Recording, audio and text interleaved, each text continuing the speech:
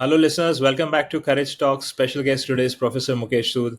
I have a special love and respect for Professor. He's from the same domain as me, which is entrepreneurship, but probably he's 4x, 5x more aged No, no, no. experience in that domain. But yeah, I've been chasing Professor for almost a year now. He was kind enough to give me a date 3 months back, and finally it's happening. Welcome, sir. Pleasure to have you on Courage Talks. Thanks, Heather. Call me Mukesh. Please don't be formal. Sounds good. So you have a privileged background, Mukesh, academician, entrepreneur, author, and there's more coming up as well. And we all know you, right? I love your post and those witty stories that you put up in LinkedIn. I'm like, I think I've guessed one or two of them from the source perspective, but the rest are very difficult, right? Obviously, there's a lot of work which goes behind it, and obviously it's your deep thought and experience. But that's what we know you today, right? That's what your LinkedIn profile tells us. But a lot of us don't know about your background, your childhood, your growing up days. Why don't you just take us down memory lane? Where did you grow up? What was childhood like? Were you as naughty in childhood as you are now? So, Heather, I come from a middle class, upper middle class background. Sure. Dad was an engineer Mm-hmm. from Roorkee, which is now part of the IIT group, Yes, that's right. Yeah. and he was working for an oil company. Okay. The oil company was 𝗬𝗏 in those days, which Okay. later got nationalized into Bharat Petroleum. Okay. So we were traveling all over the place. I was born in the south in Chennai, Nice. and then spent part of my schooling in Mumbai, Okay. and then the final few years in Delhi at Columbus. Wow. Okay. And after that, it was a natural progression into the IITs because in those days, you either did medicine or accounting or engineering. Yes, that's true. So I appeared for the IITs. And then once you get in, you don't have much of a choice because there's peer pressure and Yeah. parents and everybody. So I signed up for a civil engineering degree at Mm-hmm. IIT Delhi. Right.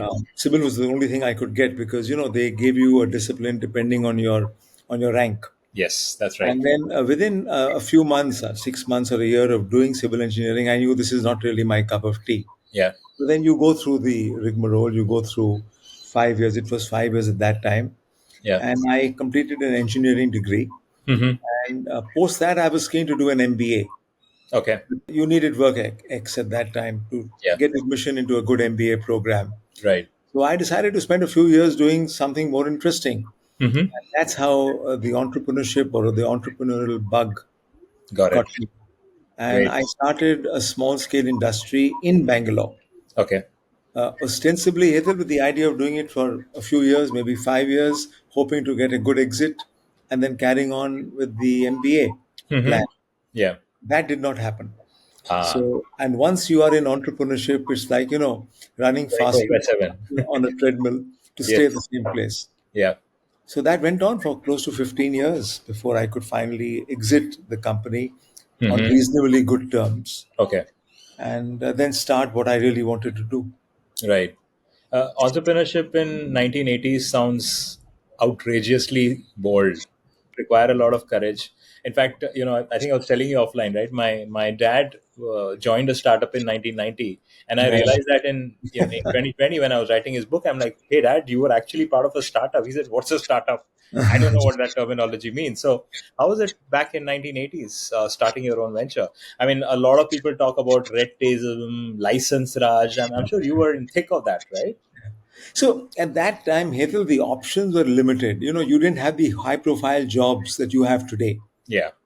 And I knew that I'm not going to last in a This is job long term. pre-Wipros and Infosys as well, right?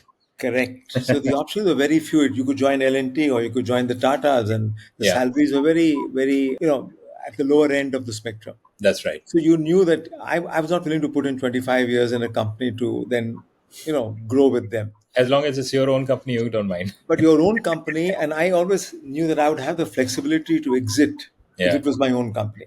right. So that was very important to me that I can run it the way I want to Yeah. and exit when I want to. Hmm. Not realizing these are easier said than done Of course.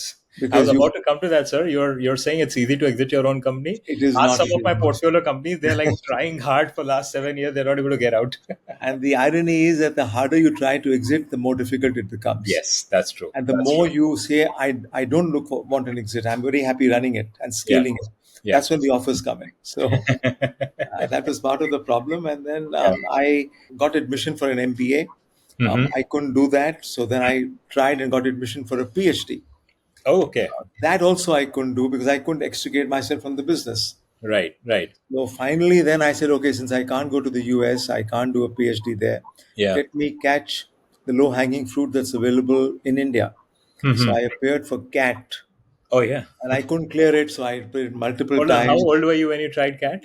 40. I was 37 when I tried it for the first Hats time. off to you, sir. Hats off to And you. it took me It's 3 years to a clear exam, CAT. and to get into that mode. I mean, Yeah. obviously, a lot of people praise me for going for a PhD at this age. Thankfully, PhD in IIMs did not require me to appear for a CAT. I could have never even cracked it at this age. And I remember taking CAT coaching classes, and when you walk in, everybody stands up. And then you walk towards them and sit where they are sitting because they think you are the instructor. And then they are so quick and fast, these kids are, Yeah. that finally in the third attempt, I cleared CAT Okay. and got into IIM Bangalore. Right. And that's when I thought I'm pretty good as an entrepreneur and I've cleared CAT and I'll Yeah. run the business and I'll do a PhD and everything will go fine. It just took me 2 weeks to figure out that that's not true at all. So I had to leave the business with my wife. I moved to the campus, to the hostel at that time Yeah. because these kids work at night. They Yeah. That's when the day all work, starts for them, right? 9 p.m. the day starts. and all work with them is group work. Yeah. So if you want Yeah. to be in a group, and I remember, no one wants you because you're much older and they don't know what skills you bring. Yeah. So I looked up the roster and I found that there were a couple of people from the IIT, from IIT Delhi, Mm-hmm. who were in my class. Yeah. So I very hesitantly went to one of them and said, look, young man, I'm probably old enough to be your dad, but we happen to have the same educational qualifications behind They us. might have been worried an IT senior is going to rag them in IIM Bangalore campus. So they reluctantly, I won't say reluctantly, they were nice enough to Yeah. include me in the group. Huh. And then when they work at 9 o'clock, there's no question of going home after class. Of course. So I took my car, parked it at one end of the campus because you don't want the kids to feel that you are coming in a car and you are very high profile. Another problem. And then spend 2 years with them, Hmm. studying, clearing all the exams, all the tests. The first 2 years at that time was in common Yeah. with the MBAs. Right. Now they have different courses on offer. Right. That's right. That's true. So then you clear all the exams and then you start your PhD. So it's a That's long drawn process and right. you have to have the stomach for it. Yeah. And you didn't stop at that. You decided to go to US after all this.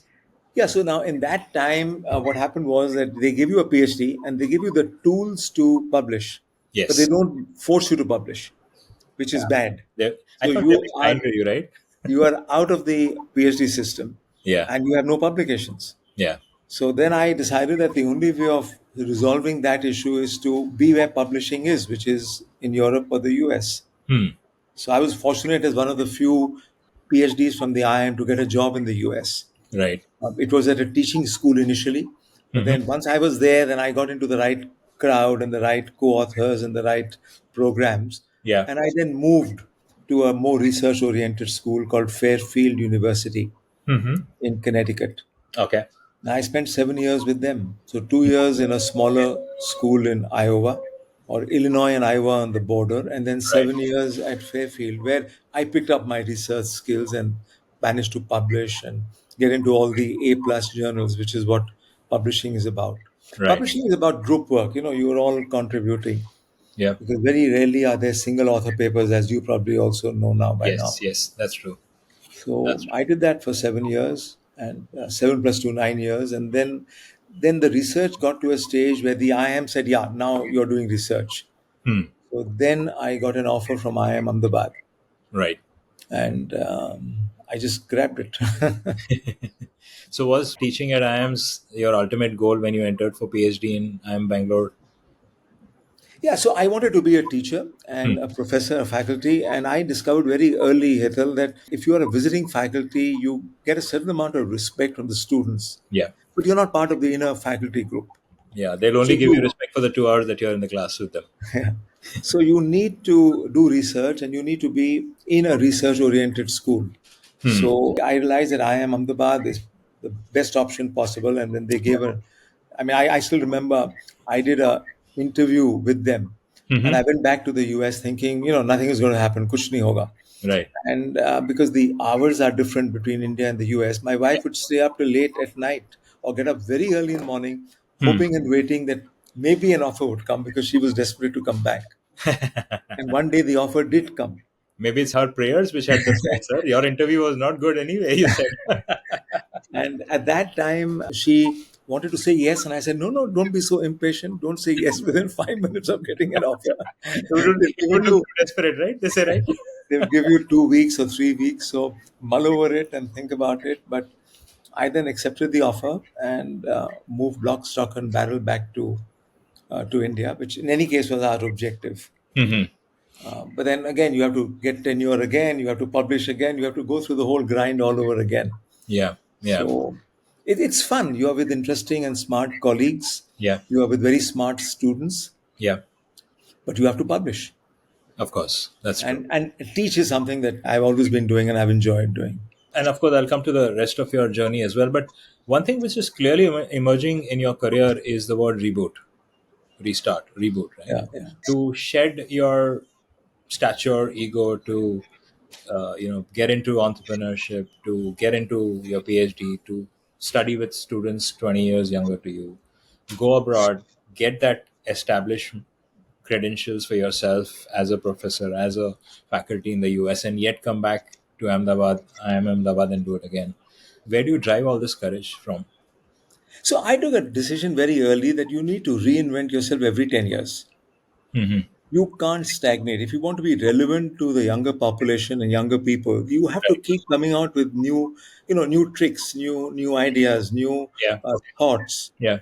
So once I was in academia and I had done the publishing jig, Hmm. I then had polished up my teaching, also teaching in the US. Right. Because teaching also, as you know, is not easy. And especially in the IIMs and the top Yes. rated True. schools, Yeah. students are evaluating you for every class that you teach. And they're And you're giving one, feedback. and you're one person, and 40 people are evaluating you at the same time. Yeah, yeah. And if you get bad valuations, you don't get invited again to teach. Not at And all. I only offer electives. So I'm in a situation where students will evaluate you, and if you're doing good, it passes on to the next group of students. But if you do a bad job, then students don't sign up for your course. Yeah. But the other side is if you get a required course, then you have people who are not interested in the course you are teaching, but are They have forced to to be study in your it. class. Yeah. So you have to decide which is better. Is it six better or half a dozen better? I took the elective route from the beginning. I've never taught a required course ever. You always went for the electives. I always went to the elective. So you put in the extra effort, but you get better students because they are genuinely interested. I Yeah. make students write a one pager on why they need to be in my class. Hmm. So show me that you really want to be entrepreneurial, that you have that drive in you, or I teach design thinking, that you want to learn something on design thinking. That's when I would be happy to have you in my class because you'll contribute. You know what, sir? I'm seeing a thread. I'm seeing a common thread. You always chose the elective. Yeah. You chose to be an entrepreneur. You chose to do your PhD. You chose to go to US. You chose to come back to India and teach at IMA. You chose to go to Ashoka. You chose to write a book. None of this was driven by circumstances. None of the thing was driven by the environment around you. You could have continued and thrived in any of these situations and retired happily as an entrepreneur, retired happily in the US. You might be sitting somewhere in Bay Area and comfortably enjoying your retired life, yet here you are slogging. Has this been a trait which is coming from family? I mean, have you seen similar traits in your parents or in your grandparents? So Edel, when you are doing something interesting, it's not slogging at all, it's pleasure. I like writing. That's my latest fad. Yeah. And I don't mind saying the same thing 20, 30, 40 times. Because as they say, it's not about writing. The Yeah. whole game is about rewriting. How much of patience do you have to visit the same material, put something clumsy on a piece of paper? It's trash. And then start polishing it. I enjoy that polishing. So I can look at the same thing again and again and again till Hmm. every word and every paragraph and every sentence Hmm. counts. And I write short stories. So even my non-fiction has stories. So I cross genres. Now, Yes. in a short story, the challenge is 30,000 words in a book. You can Yeah. meander. 3,000 words, every word has to be doing something, conveying a meaning, conveying an emotion, taking the story forward. Hmm. So that polishing is what I really enjoy. Same thing in teaching. You have a PowerPoint presentation. You can't Yeah. put up too much on your PowerPoint. But Hmm. the 15 words that are there, what meaning are they carrying for the students? What's behind the scene? Correct. And you have to ignite their interest, like you have to ignite the reader's interest to read the next paragraph and the next paragraph and the next paragraph. Yeah. And then you have a story. So Hmm. it is that that keeps me awake. And I get up at 4, 5 in the morning. I'm a light sleeper and enjoy going back to what I've written last night, which I know is trash. Hmm. But you need to put something on paper Yeah. and then keep improving it. So I consider it a fun journey. It's interesting that you mentioned you love writing because, I've seen many aspiring writers get scared of that blank page, right? Yeah. Get scared of how do I start with that first word. And why don't you take us back down memory lane, initial instances of your writing, and what did you start writing on? Was it the content that drove you? What was the circumstances about what you're going to write that drove you? Or was that inherent urge, as you mentioned, that you wanted to actually become a writer, right? Because I see that a lot of times in entrepreneurship, I see people want to become an entrepreneur without having the requisite skills for becoming one, and that's dangerous, right? Yeah. And to a certain extent that's true for writing, but in writing you need core hardcore experience. You need to be innovative. You need to have your own experiences to write about, right? You can't cut copy paste something and say okay, you wrote something, right? That's plagiarism. So how did you address that particular challenge initially? Now of course you are reputed, you can probably write without opening your eyes as well. No, no, that never happens. It never happens. If Never? you're a writer, You you don't are become smart always at all in studying. writing? No, no, no, not at Come on, all. now I'm feeling disappointed. I thought things will get easy in my second or third book. They don't. They don't. Let me take a step back. Sure. See, we do research in academia. We publish in journals, Yeah. and the article is probably read by 15 or 20 people, Hmm. half of whom are our own PhD students. Yes. These articles are not meant for the common person Yeah, and because they're very written tough in to a read. way Person can't read them. can't read them. And in fact, I keep joking that, my wife has insomnia. She can't sleep like I can't. So Mhm. every time she can't sleep, I make her read one paragraph of one of my journal articles. And she's fast asleep. I will make a note of that. When I don't get sleep tomorrow night, I'm going to read one of your academic papers. And I've always been teaching at liberal arts schools in the US and then Yeah, at Ashoka, as you know. So I've that's been right. exposed to a lot of research going on in the social sciences. Hmm. And it's very interesting. The question to ask is, why does that research stay in journals? Why doesn't it go out to the common person? And students ask you this question that, look, there's so much lying there in academia, Yeah, which, except maybe HBR and California Management Review, yeah, none of the other journals write in a way that a normal manager or a normal student or a fun person could read. yeah. So the idea was to take stories from the social sciences, Hmm. put them in a way that makes it interesting for the reader to read, Right. and then add one line at the end with a little bit of, gyan or some lesson Yeah, that the reader will take away. But leave it to the reader to draw inspiration from the story and right. interpret the story the way they want. Hmm. I give this example: when you go and see a painting, you Hmm. never ask the artist, what does this color mean and what does that color mean and why is the face like this? It Right. is your interpretation of the painting, and your interpretation could be richer than the Hmm. artist ever expected. Right. So the same thing goes in a short story. You put it very concisely, you Hmm. leave a lot of white space, Hmm. and let your reader interpret it. And very often you may be surprised that the reader brings in so much value, Yeah. more than you even intended. Hmm. So that is the fun of short stories and picking up stories from the social sciences and writing it in a non-fiction book. Very interesting. But then Leapfrog was much more than just stories, right? And how did it emerge? Why didn't you just take us the very first instance where was it your idea? Was it Priyank's idea? Was it you both coincided at the same time? Tell us about it. Yeah. So Priyank and me have been colleagues and now friends for a long time. And he teaches a bit at IMA. I've been teaching at Ashoka for 8 years non-stop. This is the first term I've given a break. And this is a question we've been debating with our students all the time. So we said, let's take all this jargon and make a jargon-free book. And I said, provided it is a bunch of stories, I'm in it. But it has to be stories. Hmm. Now, Leapfrog is a little more than stories. It has some lessons, Oh, lots of them, sir. but they are all, if you notice, woven around stories. Yeah, of Every course. chapter starts with a story, and then we take it forward. I've now graduated to just doing stories, so I'm now writing a bunch of short stories. Very interesting. So to me, it's a progression, and you have to reinvent yourself as you have done. Now, you have done a PhD mid-career too. Yeah, Now, you were not forced to do a PhD, and not at all. it's been a hard grind, I'm sure. Yes, of And your course. PhD is more recent, so I expect it was of a much higher caliber Hmm. than people like us who did a PhD 20 years ago. So you have to, push that envelope Yeah, if you want to remain relevant and sharp and, be part of the modern ecosystem. right.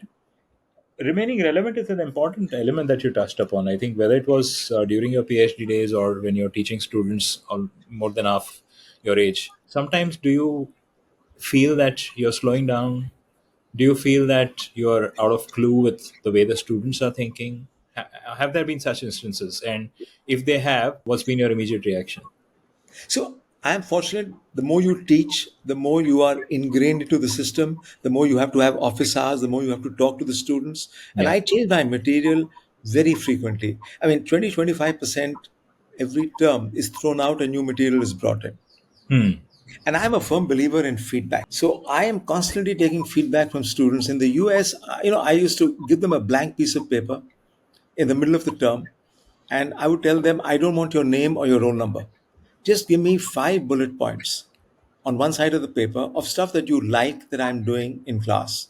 And on the reverse, give me 5 bullet points that you think I can do better at. And then I would then put that all together. And in the next class, put it up on a PowerPoint and say, this is the feedback I've got. These are the things that you want to change. There are some things I can't change. For example, all my classes are 8 o'clock classes. Now, in winter, Connecticut is cold, but I need to free up my day. So I can't do a class at 2 in the afternoon or 4 in the afternoon. I know what the number one point in the negative feedback would be. Timing of the class. Why can't you? Why do you have it in the morning? So I say, look, I'm sorry, I can't do anything about it because I need the rest of the day to do my own stuff.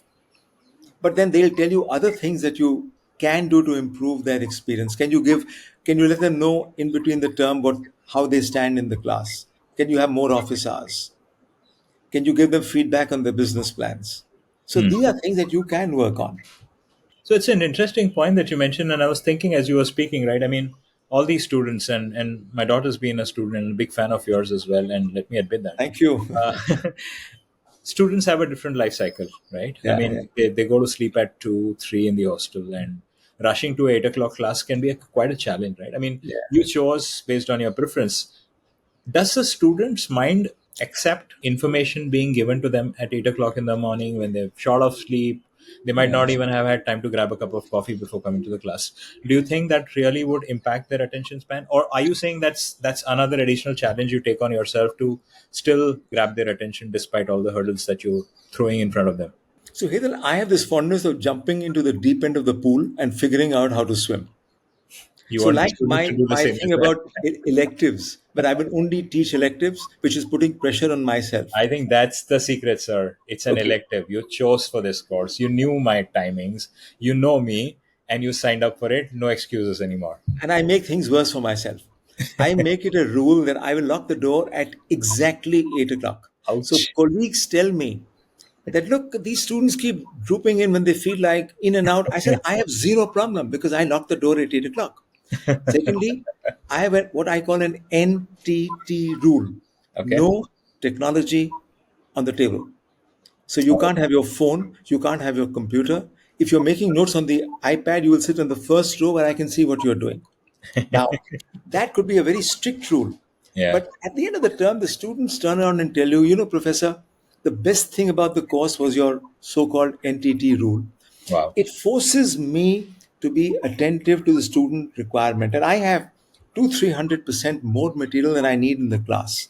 So I'm constantly making eye contact. I can see when I'm losing a student. And then you move from a video to a short quiz to a story to group work, and then you come back again. But you keep Yeah. changing the way you are teaching Hmm. because research tells you that the attention span of a student is just a couple of minutes. Very So true. if you are going to non-stop teach for 10 or 12 minutes, you have lost your student. And if they have this rule about no technology, then they're going to sleep. So the challenge is how do you keep them attentive? And it's not that difficult. Yeah. Group work is the easiest thing to do with undergrads. Yeah. Form small groups randomly and Hmm. say, now debate this question. And when they debate it with themselves, they get the confidence to raise it in front of the whole class. Yeah. And that works well. I have a number of short videos. In between, in the break between the class, if we have a longer class, I play loud music. So you need to do all these things.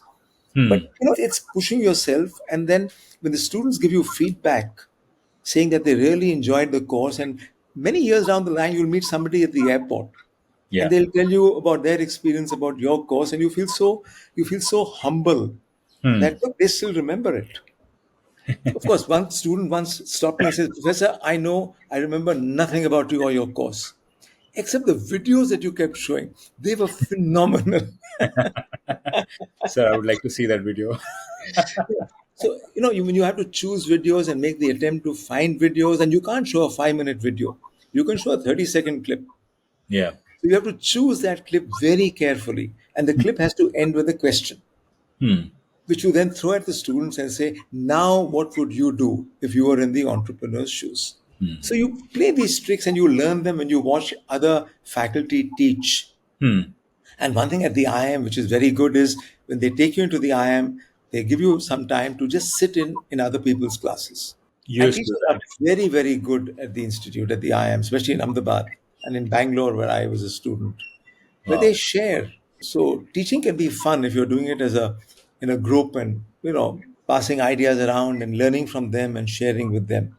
So Right. I think it's been a fun journey, and now the writing part is a lot of fun, because in writing, rather than 30 or 20 people reading your book, 20 or 30,000 have access to the book. Leapfrog, we are coming out with a new edition. Penguin found that the initial Leapfrog has done so well in the 3 years since it's been out Yeah. that they're coming out with an edition for schools. Interesting. It's going to be in a different cover. It's going to be a sanitized version because there were some things that they didn't want put in for schools in the book. Okay. So I'm going to sanitize it. Priyank and me are going to sanitize it and bring in a few other things. And by the end of the year, we expect to have a different edition that will just go around to schools. It remains Leapfrog, but it's a Yes. curated version. It's a curated version because there were some things that they didn't want children to be exposed to at that age. It's meant for 11th and 12th grade children. So we'll have to remove a little bit of that. And it's not major, it's a very minor part of it, But and bring it out as a school edition. very So interesting. when that happens, then all the nights of getting up at 4 a.m. Yeah. and working, make it worth it. So please allow me to attend one of your classes. I think that's a great idea. Certainly, with pleasure. And I'll follow the NTT rule But for sure. you have a lot of very smart teachers at Ashoka, very good Yeah. teachers, and if Very you true. get in touch with them, and teachers, it's like an entrepreneur. You an entrepreneur, setting it up is extremely difficult. Yeah. But once you get them, you can't stop them from talking because they love to talk about their career and their life and Yeah. their challenges. Yeah. So same thing with teaching. If someone is teaching well, they're very happy that somebody is coming into their class and learning from them. It's interesting, while you're mentioning entrepreneurship, teaching, and writing, all three are creativity. All three have very similar or synergistic challenges, right? It's a solo journey, all that you're fighting, right? And you are invariably trying to influence hundreds or thousands of people with one act, with one product, with one Yeah. book. And you don't know. In case of entrepreneurship as well, you're kind of making a guess in terms of what your TG is, right? Till the customer accepts and embraces your product, it's still Yeah. a shot in the dark that you're hitting. Same goes for teaching. There is a class of 40 students. You don't know who's getting influenced, who's getting bored, who's going to sleep, who's going to succeed, and who's going to fail. But you need to administer or give out that lecture. And same goes for writing. Till the book touches the hand of the prospective reader and he reads it and he shares his review, you have no idea whether the message has got delivered or not, right? Yet you need to continue doing that for the next book and for the next book. Wow. I never realized there's a Neeraj, you write a book for yourself. You write a book for probably one other reader whom you respect. yeah. I Yeah. remember, we did William Golding, Lord of the Flies, in Hmm. school. It was a book that we read, and I remember Yeah. an interview with William Golding, and Hmm. he was asked, "Why do you write?" And he said, "I write for two reasons. One is I enjoy writing. I like putting words and lines and paragraphs. Yeah. The other is to earn the respect of people whom Hmm. I respect." Hmm. So I think these are two reasons why we write. We write because we enjoy writing. Yeah. And if one or two people say we really enjoyed the book, that's enough. Yes, if you get it in tens of thousands, that's a huge bonus. Yeah. but you can't intend it to be a bestseller. That will happen again if the book is well written and it has a bunch of good stories and people love stories. Hmm. I don't have a doubt that it'll do. It may not be a super stellar success, Yeah. but it'll do reasonably well, and the publisher will make enough money to want you to come back again. The fact is, we wrote Leapfrog, me and Priyank. Then Hmm. I wrote a book called Simple Thinking on entirely on my own. Then Yeah. we've written a book called Lean Spark, and all three of them are with Penguin because Penguin are very happy. They know once you have a track record Hmm. and you put in the effort of helping them to market the book, that they keep coming back. And Penguin is the top name today besides HarperCollins and the Tell us publisher. more about the next book. What is it all about? When is it coming out? What should the readers expect? So the next book is Lean Spark. Now, again, that happened because I was teaching with a colleague called Jaideep, who is now teaching at Cambridge, Jaideep Prabhu. Hmm. And Jaideep wrote a book on Jugaad. He was probably one of the first people who, in academia, who talked about Jugaad, and that book has been a stellar success. Hmm. Sold probably 300,000 copies, been translated into multiple languages, both legally and illegally. But one thing that I've been telling Jaideep is that that book is antiquated. It's a 15-year-old story. Today, Jugaad is considered, at least in India, something that's not really good. It's not. It's something that you do as a temporary fix, Yeah. but it's not something you can scale I up. think the Gen Z and millennials don't understand Jugaad at all. Yeah.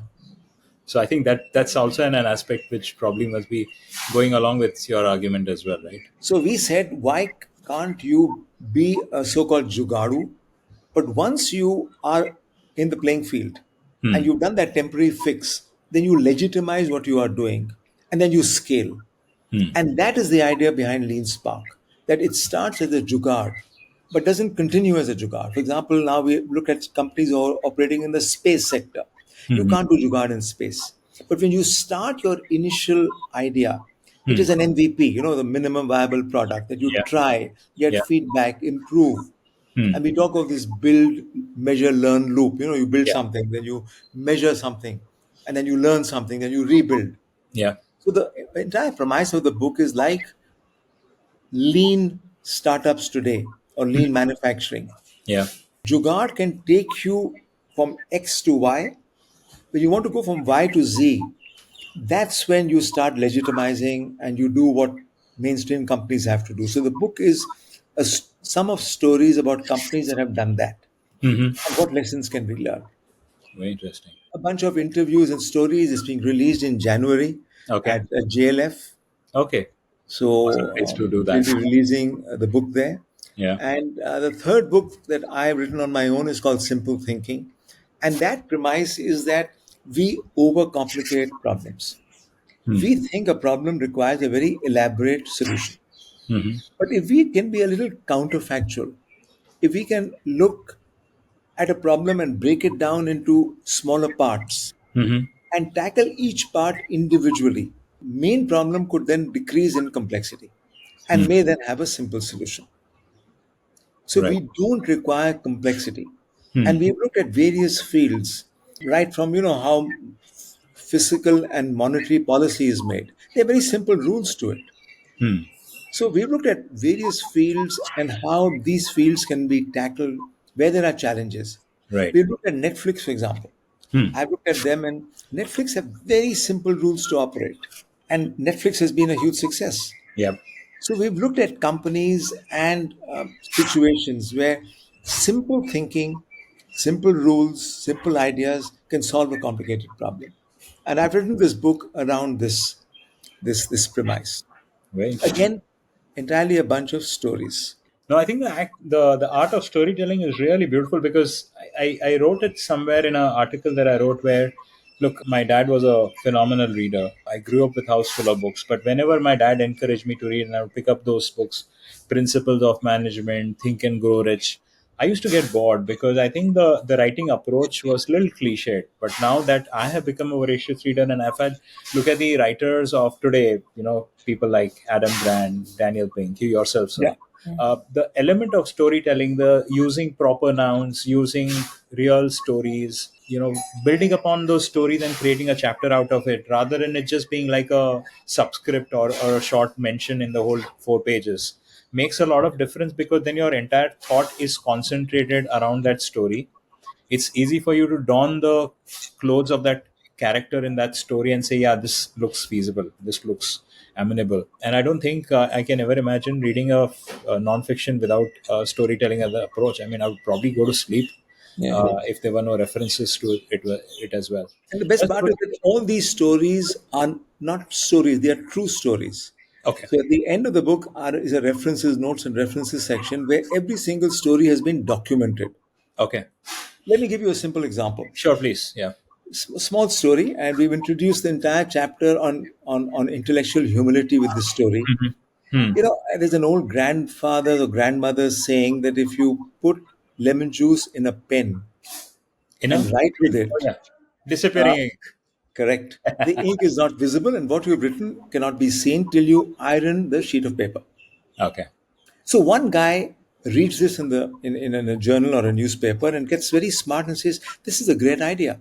So he applies lemon juice on his face and he takes a picture of himself, a selfie with a Polaroid camera. The image is blank. Now, it could have been a defective camera, it could have been a defective reel. These are the old 80s and 90s. Yeah. But he gets a lot of courage out of it and he applies lemon juice liberally and he robs the neighborhood bank. Not only that, he sees some cameras in the bank and he waves at them, believing that he is invisible. Invisible.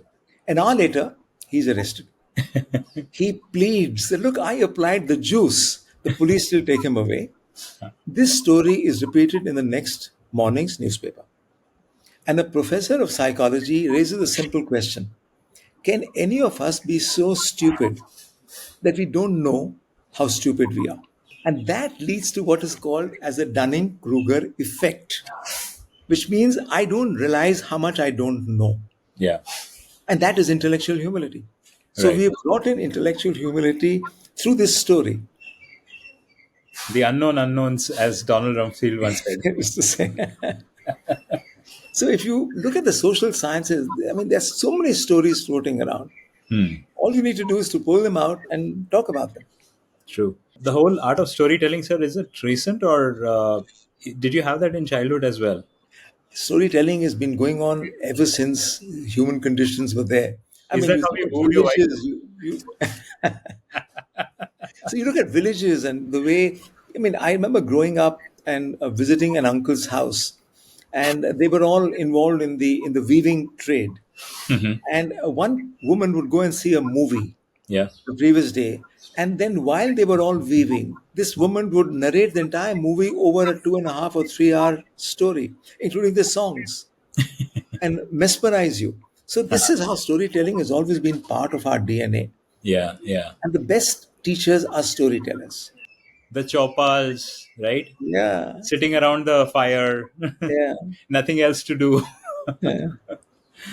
That's very interesting. So the podcast is called Courage Talks, and the essence of the podcast is my book, which is my father's biography against all odds.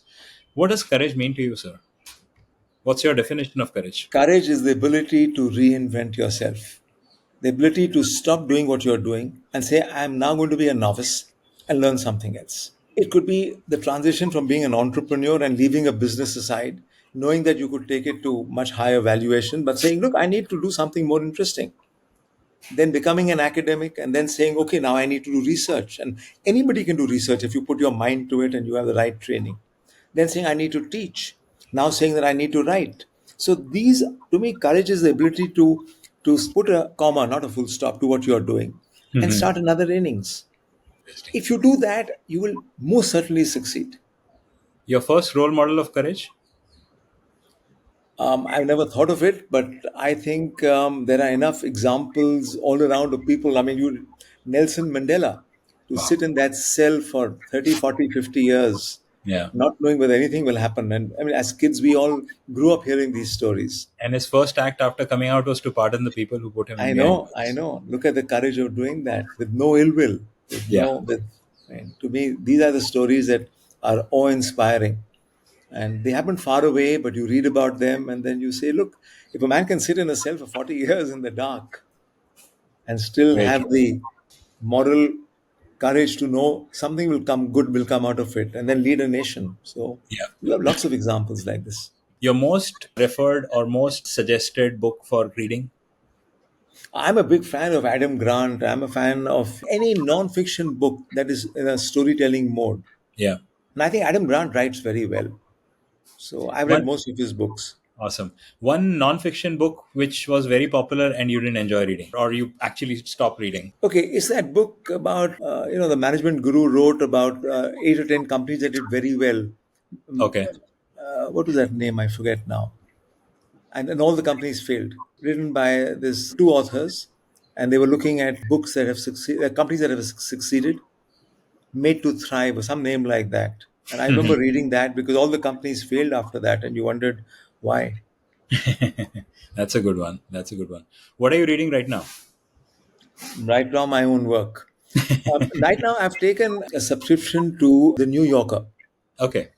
and they have a bunch of short stories in every edition, and I have access to the entire digital platform going back 100 years. Hmm.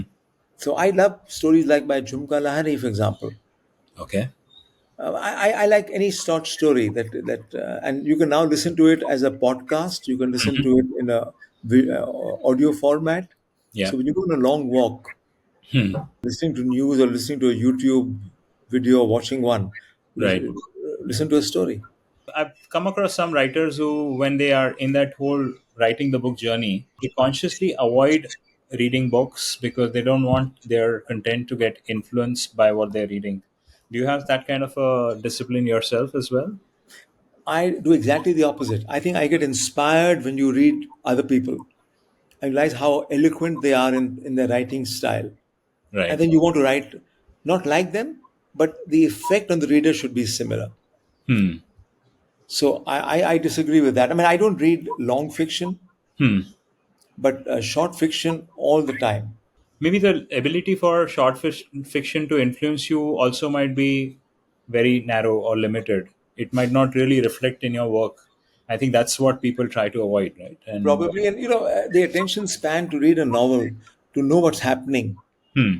Now, Kiran Desai's new book is Yeah, a voluminous book. It's 700-800 pages. that's right. And yes, it's an interesting read. But Yeah, the New Yorker had a short story on the book read by Kiran Desai herself.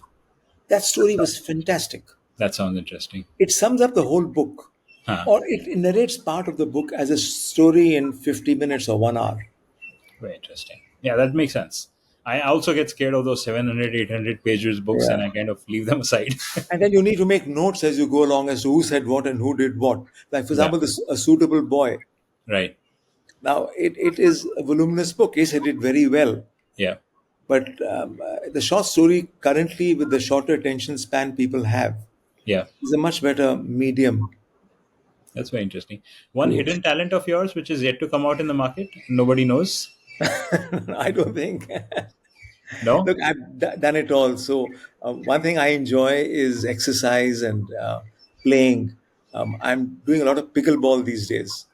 Wonderful. So that's something I'm picking up and doing, and I enjoy it a lot. Is there any pickleball option in Kunur by any chance? There's a court. One court is there at one hotel. So Okay. and WGC, Wellington Gymkhana Club, Yeah. have put up a pickleball court. Ah, interesting. Then I'm sure So you'll be able to get pickleball is coming up there. Yeah, some Ooty has quite a able, few. opponents as well to play there. Yeah. Yeah. So, what are you going to reinvent yourself next into? I don't know. That's a good question. I've just started this writing thing full time 2 years ago. Yeah. So I still have 8 years to go. Maybe I'll be too old to do anything then. But maybe I'll write a novel at the end. I don't know. Let's see. But right now, short stories is a lot of fun. One travel destination you're still desiring to go to? I don't like travel too much Hmm. because I think it takes away your routine, and Okay. I like everything being set up for the day. So I Hmm. enjoy just driving to Kunur, Right. spending time there quietly without anybody on my own, Hmm. and then driving back when I need more company, come back for the weekend. So I do this regularly Monday to Friday bit. I go on a Monday early morning. I'm out by 5 o'clock, Right. and I'm back by Friday lunchtime, and then Friday afternoon, Saturday, Sunday, you are here. Hmm. And then, and Kunur is a place full, as you probably know, of writers, of artists. They have a very good theatre group there. Yeah. I just saw a lovely play. The importance of being earnest Interesting. A play in Kunur? and play in Kunur. Oscar Wilde play, which was put up at the Kunur Club. I just saw it last weekend. Awesome. That's So I don't have too many travel destinations, uh-huh. but I have mind destinations where I want my mind to be and what I would like to do. So You let your mind do the traveling. yeah. Now comes the favorite part. What's the question that you have for me? So when are you going to write your first book beyond what you've written as an autobiography or as a biography of your dad? So, I'm intentionally putting back because I still feel that the first book has not got the justice it deserves. But yes, since you asked me, my next book, which will, whenever I start writing, it's going to be on mentoring. I do believe that it's a very underappreciated facet of growing up. More than coaching, more than counseling, I think mentoring has that power to be able to allow someone else to be able to look within without you speaking out as much as you would want to, giving that subtle guidance. And my dad was a big believer of observing rather than looking, right? And he learned a lot from merely observing. And I believe that if I'm able to get access to so many students in different walks of life, in school, colleges, I should be using my power of observing these students and trying to allow my subconscious mind to overrule and share what I think that's right for them. And very active mentor with quite a few B schools as well. And I use my mentoring to my fore, share whatever is in my mind. I'm sometimes brutally honest and sometimes it sounds very rude, but the students do appreciate the fact that I'm not holding back such comments because obviously they appreciate that it's coming from some background, some experience. In fact, I've thought about the title of my book and I had shared it with my publisher at Rupa, my editor at Rupa as well. And I had said it's going to have the image of Krishna and Arjun, and it's going to be my army or me. So the background story is that as a startup angel investor, I love advising my startup founders. And I tell them that, look, you're asking me for money, but more than money, I'm willing to give you my mentorship, my guidance, my advice, which I believe can make far more difference than what my money can. And invariably, the founders smile and say, yes, sir, we would really appreciate if you give us that guidance because money can come in different colors, but mentorship is very difficult to get, especially one where people are willing to spend time, because you can't just randomly meet someone and give advice. You need to work with them, you need to handholds with them. And that's how some of the startup investments where I made, I've actually been a full-time employee as well, because I realized that's where the real understanding of the business comes in, right? It's not in a pitch deck which is delivered with all positive demonstrated as well. Yeah, so I think mentoring is a space, and I do believe that there's a lot to write about. There's a lot to bring out. I believe mentoring in school kids is grossly underappreciated. I think when you get to college, you by default find seniors or you find superiors who are your own parents start giving you a lot of mentoring, but in school nobody is really giving you that kind of respect which you deserve at that point of time. And it can be quite, I mean, if you're smart and you really want to grow faster, and if you get a right mentor, you can actually really do wonders. That's my short answer to your short question, sir. I think you'll do very well as a coach, as a mentor, as a guide, and the fact that you are teaching, even Yes, without actually mentoring, you're still mentoring them because they're taking that's right. away what you are doing in class and the values you have, and Yeah, showing them a path that they because kids pick up these things very fast, and you don't have to very true. push it down their throat. In fact, if you're mentoring executives, you're Yes, still it's a smaller group of people, but that's with right. students, you have a much larger number Yeah. that you And can. one is to many can work for students because many students are going through very similar situations. As you rightly mentioned, if I'm in a class teaching, I'm probably indirectly mentoring quite a few of them without they even calling out what the situation that they're going through Yeah. as well. So I do this talk to a professor or office I hours with a remember that. I professor remember that. Yes. once a month, Yeah. and they are young people, and Yeah. honestly, I gain from that talk Hmm. more than they gain from me because Yes, I it's agree with you. interesting to see what they are doing, Yeah. and most of them, many of them have been my students. Yes. So they come to share the journey and tell you, look, in 4 years, this is what has happened, and what should I do now, Yeah. and or how should I go about this challenge? And there's Yeah. some people who come from completely newer backgrounds that I'm not even aware of. Right. So it's a fun thing. And I, as Adam Grant himself says, it's give and take. You of first course. be a giver, Yeah. and then you're a taker much later after that. So you picked up that book. I'm going to tell you a story. So it was in December 2018. I had finished my 97th or 98th book, which was Give and Take. And 2018 is when I started reading 100 books a year. And I decided that in 2019, I'm going to do 50 acts of kindness. I was so overwhelmed with the importance of giving, and I realized I was not giving enough. And I decided to have 50 unique acts of kindness. And I didn't Fantastic. get to 50, I went to 26, but my word unique was very important. I was not like open the door for someone or smile. I mean, that's not, I mean, yes, they are acts of kindness, but they don't require me to take up such a the biggest act, and I'm going to share that with you, which got a lot of support. Okay, I was on the road in middle of the afternoon in Gurgaon. I reach a traffic intersection, and I find this kid, some 20 something kid with a whole bunch of books, those guys who sell books on traffic signals. And he got my attention. I was nowhere interested in buying a book. There was something about him in his eyes or his expression on the face. He caught my attention. Our eyes met. He held on the books till I could decide. Signal turned green. I had to turn. He ran with this pile of books behind me. I had to stop on the left. I bought three books when I had not planned to buy a single one of them. And I was overwhelmed. I was like, there's something about this guy which made me do that. I went to Cool School. That's a small store bookshop in DLF Phase 1 in Gurgaon. And I told them, hey, there's one guy. Would you be willing to hire him? He said, we can interview and see how good he is. I can promise. I can't promise, but why don't you get me to meet him? I go back the next weekend, meet that guy, sit with him for half an hour. A poor guy from Bihar. He's got five siblings sitting in Bihar. He's the only one who's earning money. I said, काम करेगा? बताओ sir क्या करना है? So I asked him to come for an interview the next day. He turns up in a polished, crisp, clean shirt. The owner of the shop asked him a couple of questions. कहाँ से हो? नाम क्या है? Then said, अंग्रेजी आती है? हाँ सर आती है, थोड़ी आती है. So he pointed to a book and he said, वो book का title पढ़ के सुनाओ. For 30 seconds, sir, he was quiet. He just kept looking. I said, gone. Interview khatam, ghar chalo. He read out the book of the name of the book. Then he said, उसको इसका publisher कौन है पता है आपको? कहता है sir देख के बता सकता हूँ. कहते हैं हाँ देख के बताओ. So he picks up the book and he reads out said this. Publisher जानना भी जरूरी है, not just the title of the book.